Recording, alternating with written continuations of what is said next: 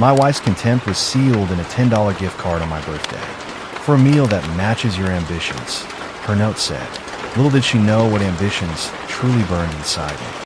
While she was climbing the corporate ladder by any means necessary, I was quietly making the most important investment of my life. Sometimes the most dangerous man is the one you've already dismissed. My name is Evan Andrews, and I'm 38 years old. For the past decade, I've worked as a civil engineer specializing in sustainable infrastructure. Not the kind of job that makes headlines or turns heads at cocktail parties, but one that makes a real difference. I design bridges, tunnels, and water systems that will outlast me by a century. My work is solid, dependable, built to endure. Everything my marriage turned out not to be. Our problems began 3 years ago when I turned down a promotion that would have relocated our family to Houston. Our kids, Emma, 12, and Jason, 9, were thriving in their schools. Emma had just made the competitive swim team, and Jason had finally found teachers who understood how to work with his ADHD. Uprooting them seemed selfish, so I declined. "You've got to be kidding me," Catherine had said when I told her my decision that night. She was standing in our kitchen, still in her business attire from her marketing job. "That was a six-figure position." "I know what it was," I replied calmly. "And I also know what our kids need right now." Catherine slammed her wine glass down. "What about what I need? Another year in this mediocrity." That word, mediocrity, became her favorite weapon. Our 4-bedroom colonial in a good school district was suddenly mediocre. My reliable Honda was embarrassingly mediocre. My satisfaction with my job and its steady advancement was a celebration of mediocrity. 6 months later, Catherine landed a position at Meridian Advertising, one of the most prestigious firms in our state. Suddenly, she was attending galas, client dinners, and weekend team-building retreats. Her boss, Richard Vaughn, became a regular topic at our increasingly rare family dinners. Richard says, "At Richard's lake house, Richard thinks." I noticed a change in her wardrobe, her perfume, the late nights. I wasn't blind, but I kept hoping she'd remember what we'd built together. I focused on being a rock for Emma and Jason, who were confused by their mother's growing absence. I didn't know then that the foundation I'd spent years building was about to be tested in ways I never imagined, or that the engineering skills I'd honed designing structures to withstand catastrophic forces would soon be applied to rebuilding my own life from the ground up. The breaking point came on my 38th birthday. I didn't expect much, maybe dinner with the kids, a card. Catherine had been distant for months, barely acknowledging my existence beyond necessary household logistics. Still, birthdays had always been important in our family. That morning, I found a small envelope on the kitchen counter. Inside was a $10 gift card to Burger King and a note in Catherine's elegant handwriting. "For a meal that matches your ambitions. Happy birthday to my mediocre husband." I stood there, coffee mug halfway to my lips, feeling like I'd been punched in the gut. Emma walked in and saw the card in my hand. "Is that your birthday present, Dad?" she asked, her eyes bright with 12-year-old curiosity. I slipped it into my pocket. "Just a little joke for Mom," I said, forcing a smile. "Hey, how about pancakes this morning?" The day went downhill from there. Catherine didn't come home that night. Client emergency, according to her text. I tucked the kids in, telling them Mom was stuck at work. Jason asked if we could have a proper birthday celebration on the weekend. "Sure, buddy," I said, ruffling his hair. "But every day with you two is already a celebration for me." After they were asleep, I sat in my home office, staring at that gift card. 15 years reduced to a $10 insult. I opened my laptop and typed Richard Vaughn Meridian Advertising into the search bar. I'd avoided investigating before, clinging to deniability. Not anymore. My phone buzzed. A message from Tom Wilson, my college roommate who now worked in corporate law. "Sorry I missed your birthday, man. How about lunch tomorrow? Something about hitting rock bottom gives you clarity." The next day, over sandwiches, I finally told Tom everything. "She's having an affair with her boss," I concluded. "I've suspected for months." Tom's face darkened. "That's rough, Evan. What are you going to do?" "I don't know. Divorce seems inevitable. But the kids. There's something else you should know," Tom said carefully. "Meridian Advertising is in trouble. I heard through professional channels. They've lost major clients, and there are rumors of financial improprieties." I frowned. What kind of improprieties? The kind that interest the SEC. Richard Vaughn has a reputation for cutting corners. Tom hesitated. Listen, I shouldn't tell you this, but your timing might be perfect. Meridian's parent company is looking for quiet investment to avoid a public scandal. Major shareholders want out. A strange calm settled over me. How much would it take to become a significant shareholder? Tom looked startled. Why? You're not thinking. I have patents. I interrupted. 3 of them, for sustainable infrastructure components. I've been sitting on acquisition offers for years. Because of Catherine, Tom said, understanding dawning. You didn't want to risk the family stability. Exactly. But now, I pulled out the Burger King gift card and placed it on the table. Now I have nothing to lose. Tom stared at the gift card, then back at me. I'll make some calls. But Evan, are you sure about this? Revenge rarely works out the way people think it will. This isn't about revenge, I replied with a certainty I hadn't felt in months. It's about justice and my children's future. The next few weeks were a blur of legal meetings and financial discussions.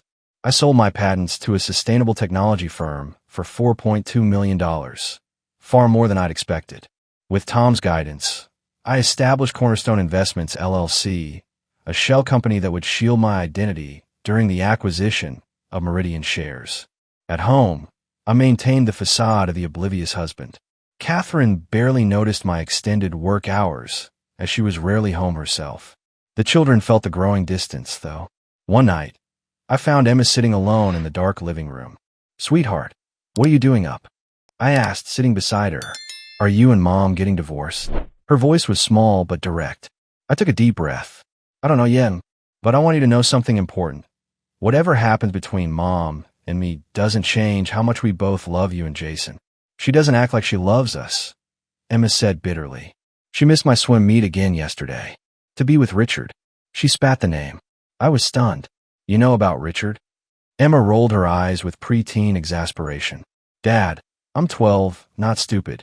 Mom's always talking about him, texting him. She even smells different when she comes home late. My chest tightened. I pulled her into a hug. I'm so sorry you had to deal with this. I promise I'm working on making things better. Are you going to fight for us? Emma asked, her voice muffled against my shoulder. With everything I have, I promised. I'm your father. That's what fathers do. The next day, Tom called with news. We've acquired 18% of Meridian's shares through various channels. The major shareholders are selling fast. They know something's coming. But Evan, there's more. Richard Vaughn has been falsifying client billing reports. He's been charging premium rates, but delivering budget work, pocketing the difference. Can you prove it? With the right access to their financial systems, absolutely. I thought of Catherine's expensive new wardrobe, the late nights, the dismissive attitude toward the life we'd built. My wife gave me a $10 coupon for my birthday, mocking my failed life. She had no idea I had secretly bought into the company she worshipped, and soon I would walk into that boardroom with one decision: to fire her lover. Let's move forward, I said. How much more do we need for a controlling interest? Catherine's transformation continued at home. She came back late one night as I was helping Jason with his science project. Building bridges with popsicle sticks? How appropriate, she remarked, her voice dripping with condescension. Like father, like son, making small things that go nowhere. I felt Jason tense beside me. Actually, I replied calmly, we're testing load distribution principles. These designs could support over 50 pounds if scaled properly. Fascinating, she said, not bothering to hide her boredom. I've been helping Richard prepare for the Griffith presentation, a $20 million campaign. Evan, do you even understand what that kind of success looks like? I think I'm beginning to, I answered, meeting her gaze steadily. Later, after putting Jason to bed, I found Catherine in our bedroom, packing an overnight bag. Another emergency meeting? I asked. She didn't even look up. The Griffith team needs last-minute changes. I'll be at the office all night. With Richard. She froze momentarily. Yes, with Richard. He's the creative director. That's how business works, Evan. And is business all it is? Catherine finally faced me, her expression cold. What exactly are you implying? I think you know. This is why you're stuck in a dead-end career, she snapped. You can't see opportunities. You can't recognize ambition. You're so content with your mediocre life that you want to drag me down with you. I refused to take the bait. The children miss you. They'll understand someday, she said, zipping her bag closed.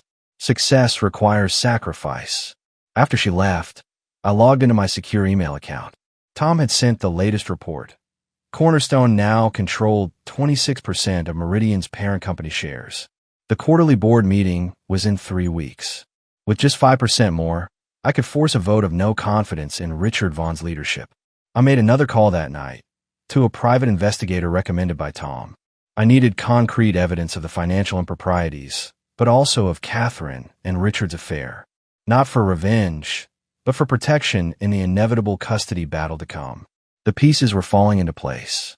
I'd spent my career building structures strong enough to withstand storms. Now, I was constructing something else, a future where my children would be protected, and where the truth would finally come to light. The quarterly board meeting of Meridian's parent company was scheduled for a Tuesday morning at their downtown headquarters. By the previous Friday, Cornerstone Investments had secured 34% ownership, more than enough to force a vote. Tom had briefed me thoroughly on corporate protocol, but nothing could fully prepare me for what was coming. I arrived early, dressed in a tailored suit that Catherine had never seen, part of my new wardrobe for this new chapter of my life. The security guard checked my credentials. "Mr. Andrews? You're not on my regular list. I represent Cornerstone Investments," I replied, presenting the documents Tom had prepared. "We're the largest shareholder as of last week." Minutes later, I was escorted to the boardroom where executives were gathering, coffee cups in hand, exchanging business pleasantries. Richard Vaughn stood at the head of the table, tall and polished in an expensive suit, his confidence radiating through his practiced smile. He didn't recognize me. Why would he? I was just the insignificant husband of his mistress. The room quieted as the chairman called the meeting to order. When he announced, "We have a new major stakeholder joining us today," all eyes turned to me. "Evan Andrews, representing Cornerstone Investments," I said, my voice steady. "We currently hold 34% of company shares." I watched Richard's expression shift from polite interest to confusion. The chairman continued with routine business matters, but I could see Richard leaning toward his CFO, whispering urgently. Glances were exchanged. Phones were checked discreetly. When we reached the agenda item labeled Executive Performance Review, I raised my hand. Cornerstone Investments wishes to express concerns about Meridian Advertising's financial reporting under current leadership. The room fell silent. The chairman cleared his throat. "Mr. Andrews, that's a serious matter. Do you have specific concerns to share?" "I do." I opened a folder containing the evidence we gathered. For the past 18 months, Meridian has been systematically overbilling clients while delivering reduced services. The difference has been diverted through a series of shell companies that all trace back to personal accounts connected to Richard Vaughn. Chaos erupted. Richard jumped to his feet. "This is preposterous. Who the hell are you?" The chairman banged his gavel. "Mr. Vaughn, please. Mr. Andrews, these are extremely serious allegations, which is why I've prepared documentation for each board member." I nodded to an assistant who distributed folders. "You'll find evidence of the billing discrepancies, fund transfers, and client complaints that were suppressed." As board members flipped through the materials, Richard's face drained of color. He stared at me, recognition finally dawning. "You're Catherine's husband." I met his gaze steadily. "Yes, but that's irrelevant to the financial improprieties documented in those folders." "This is a personal vendetta," Richard sputtered, looking around the table desperately. "He's doing this because his wife and I are involved. This is corporate harassment." The chairman adjusted his glasses, examining the documents. "Mr. Vaughn, regardless of personal matters, these allegations appear substantiated. Client testimony, bank records, email communications." He looked up gravely. "We need to address this immediately. I move for a vote of no confidence in Richard Vaughn's leadership," I stated formally. "And I request an immediate suspension pending a full audit." The board secretary tallied the votes. 7 in favor, 3 against. Richard's face contorted with rage. "You'll regret this," he hissed as security was called to escort him from the room. "You have no idea who you're dealing with." I remained composed. "Actually, I know exactly who I'm dealing with. That's why we're here." As the meeting concluded, my phone buzzed with a text from Catherine. "What the hell did you do?" Richard just called me ranting about you at his board meeting. How? I didn't reply. The confrontation I'd been preparing for was coming, and it wouldn't happen over text. Catherine was waiting when I arrived home, pacing our living room like a caged animal. Her face was a storm of confusion and fury. Explain yourself, she demanded. How did you get into that boardroom? What did you do to Richard? Where are the kids? I asked calmly. And my mother's. Answer me, Evan. I set my briefcase down deliberately. I didn't do anything to Richard. He did it to himself by embezzling from his clients. I simply brought it to light.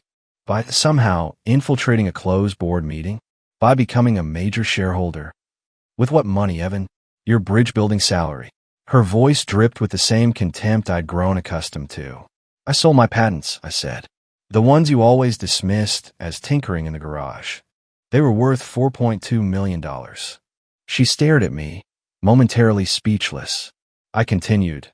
I established Cornerstone Investments and acquired controlling interest in Meridian's parent company. The board voted to suspend Richard based on evidence of financial fraud. This is insane, she whispered. You did all this to get back at me? For what? I removed the Burger King gift card from my wallet and placed it on the coffee table. This was just the last straw, Catherine. You've been undermining me, betraying me, and neglecting our children for over a year. While you were building your relationship with Richard, I was building something else. So this is revenge, she said bitterly. No, this is consequences. Richard broke the law. He's facing the results of his actions. I sat down across from her, just as we're now facing ours. Catherine's eyes filled with tears, whether genuine or tactical. I couldn't tell anymore. What happens now? Professionally, Meridian will undergo a complete audit. Richard will likely face criminal charges. I paused. Personally, I filed for divorce. The papers are in my briefcase. Divorce. Her voice rose. You can't just throw away 15 years of marriage. You already did that, I replied steadily. The night you started sleeping with Richard. The day you decided our children weren't worth your time. The moment you gave me a $10 fast food coupon for my birthday with a note mocking me. She collapsed onto the couch. The children will hate me. No, I said firmly. I won't allow that. They'll know we both love them, even if we can't be together. I've requested primary physical custody, but with generous visitation for you. They need their mother, Catherine, just not the version of you that's been coming home lately. And if I fight this, I met her eyes. Then we do it the hard way. But I have documentation of your affair, your absences, and your behavior toward the children. And now I have the resources to see it through. For the first time in years, Catherine looked at me, really looked at me, with something other than disdain.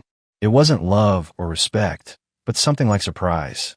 I never thought you had this in you, she whispered. That was your mistake, I replied. One of many. The fallout was swift and far-reaching. Within days, news of Richard's suspension and the financial investigation hit the business press. Catherine moved out temporarily, claiming she needed space to process. The children remained with me, bringing both relief and heartache. They missed their mother, despite everything. One evening, Emma found me in the home office reviewing custody documents.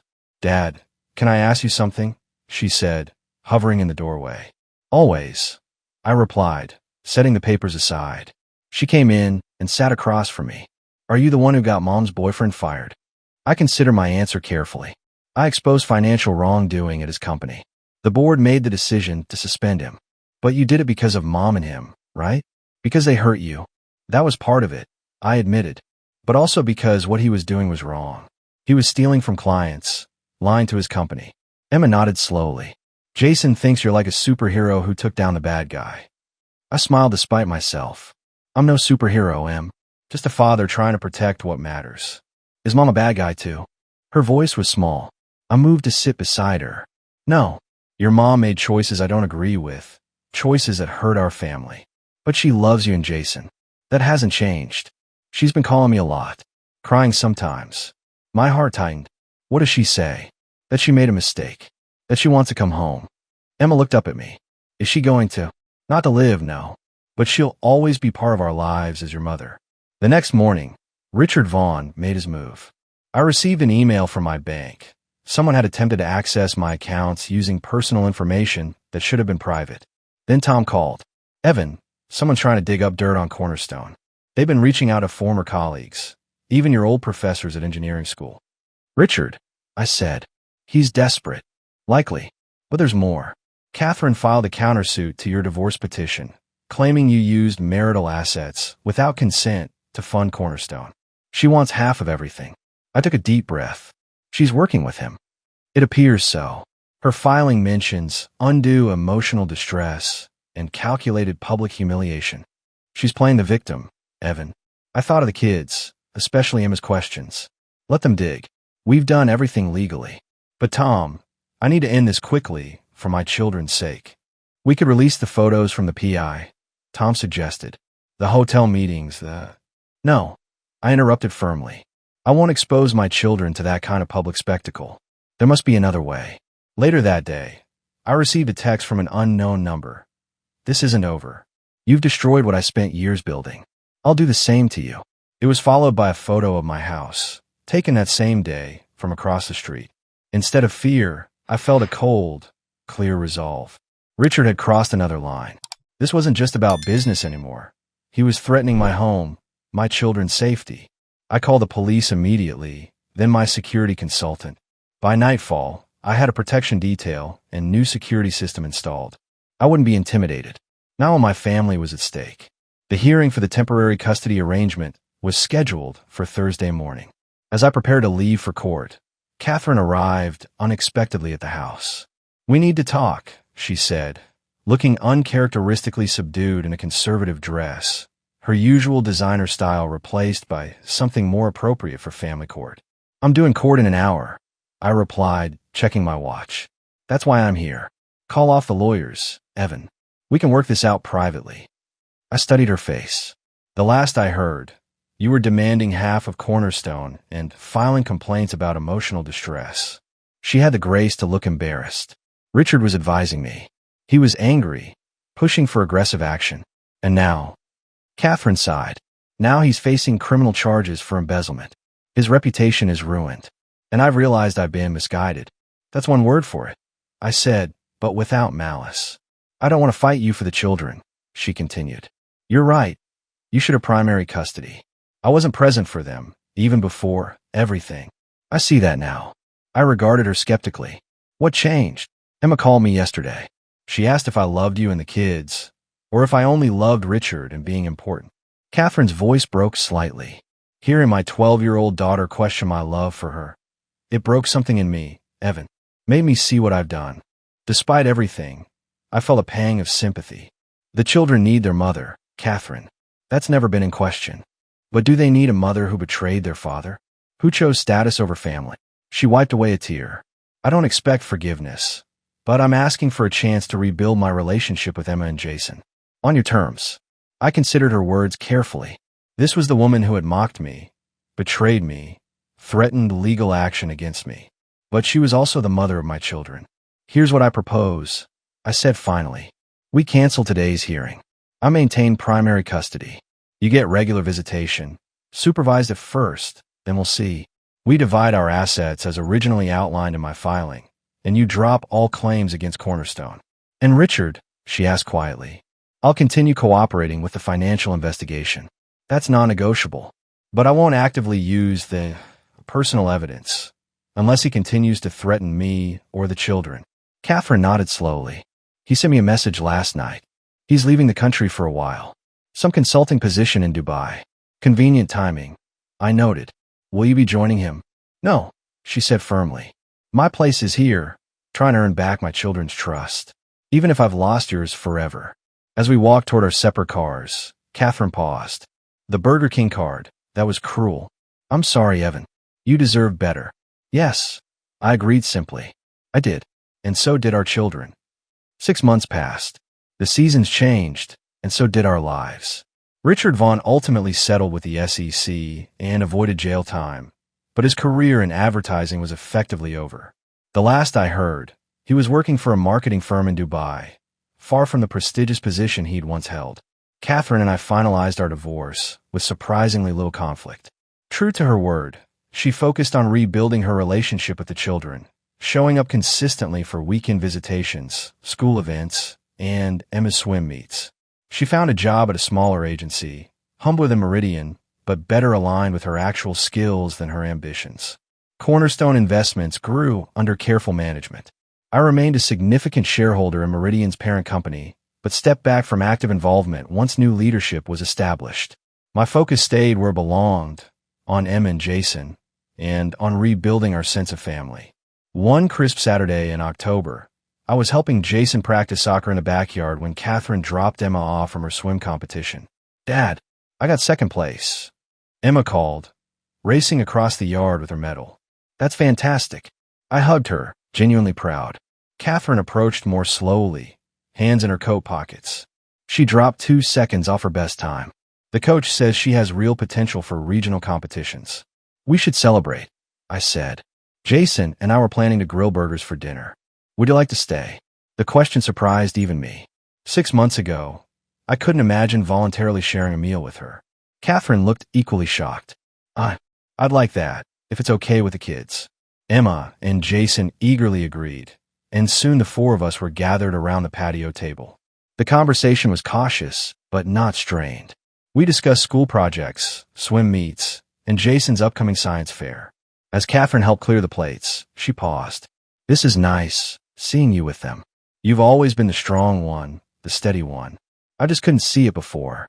"I was always the same person," I replied. "You just wanted something different."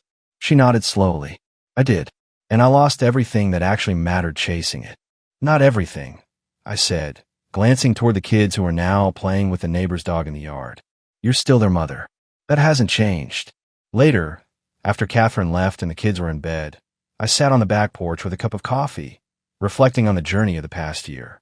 The pain hadn't completely vanished, but its sharp edges had softened. I no longer felt defined by Catherine's betrayal or by my response to it. My phone buzzed with a text from Tom. "Peterson Infrastructure Project needs a lead engineer. They asked for you specifically."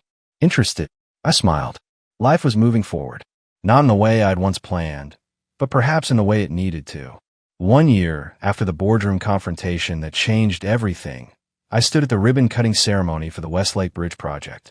As lead engineer, I'd incorporated my patented sustainable design elements, creating a structure that would serve the community for generations while minimizing environmental impact. Emma and Jason stood with me, both having insisted on missing school for Dad's big day. At 13, Emma was growing into a confident young woman with her mother's beauty, but, thankfully, a more grounded perspective. Jason, now 10, had channeled his endless energy into both soccer and science, his ADHD now a strength rather than a struggle thanks to proper support. After the ceremony, a reporter approached me. "Mr. Andrews, you turned down several higher-profile projects to lead this local bridge construction. Why?"